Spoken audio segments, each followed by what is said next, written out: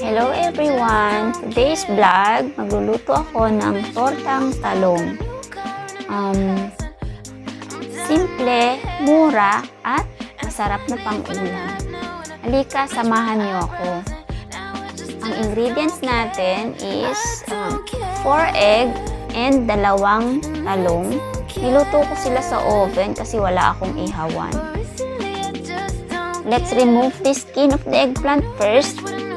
And then, i-ready natin yung egg. Binake ko pala siya sa oven for 270 degrees Celsius for about 15 to 20 minutes.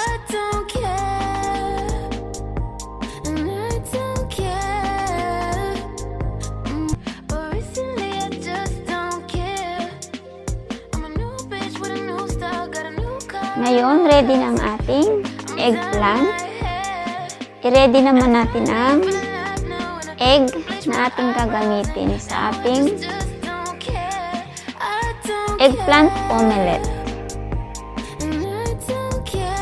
Gumamit ako ng 4 na egg kasi yung eggplant na ginamit ko is malalaki.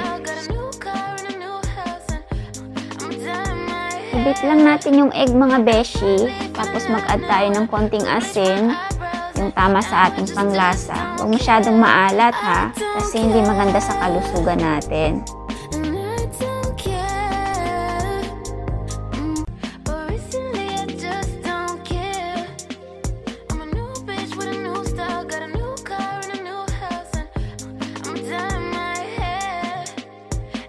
Now, let's add the eggplant to the egg and mix properly. Easy lang itong gawin mga beshi. Subukan nyo na. Healthy and affordable pa. You can fry separate pero preferred ko 2 eggplant.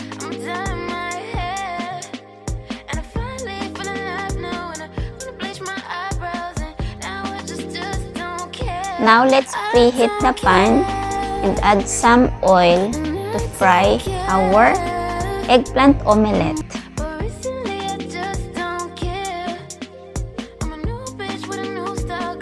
Now, let's add the eggplant to the pan and cook in a medium heat for 3 to 5 minutes.